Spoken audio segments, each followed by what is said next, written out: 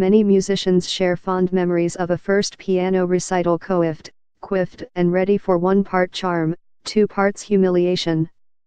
Others smile while remembering the first Eric Einstein song they clunked out on their brother's hand-me-down guitar.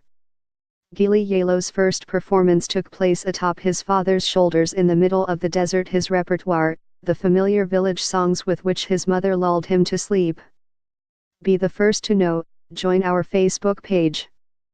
Function, D, S, ID, var JS, FJS equal D get elements batag name, S, 0, if, D get element bead, ID, return, JS equal D createlment, S, JS.ID equal ID, JSSRC equal / connect facebook.net/n_us/all JS number XFBML equal 1 and app ID equal 1634148068997, FJS parent node insert before, JS, FJS, document, script, Facebook JS SDK, his audience, a group of Ethiopian wanderers losing hope by the minute. The trek from Ethiopia to Sudan was long, especially for a 4-year-old.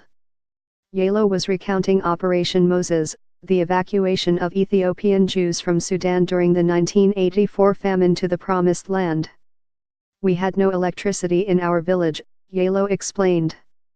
So I never heard the music of the world back then, only the live music my mother sang to me. Yalo's mother was not a musician by trade, rather a musician by necessity. In Ethiopia, especially in the smaller villages, music was a way of life. While the men went to war, the women sang and drummed to uplift their spirits, he said. Boxed off from the world in a Sudanese refugee camp, Yalo, too, sought to uplift the spirits of his suffering beloved ones.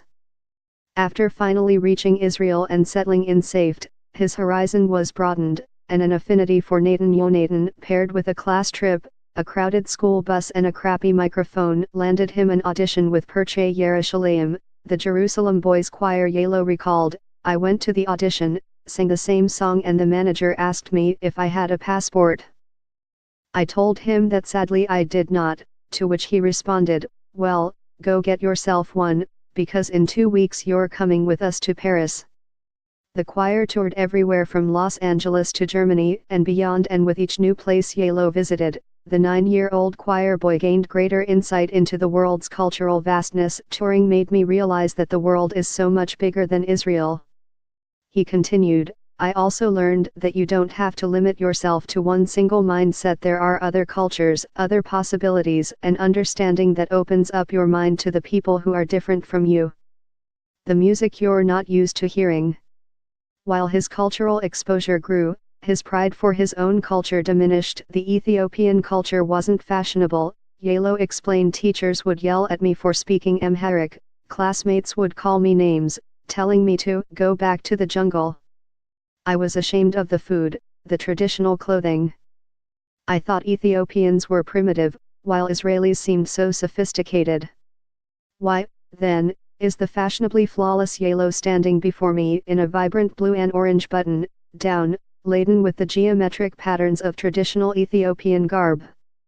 And why are Selam and Africa, the first 2 singles released off his debut self-titled solo album, teeming with Ethiopian motifs, grooves and landscapes?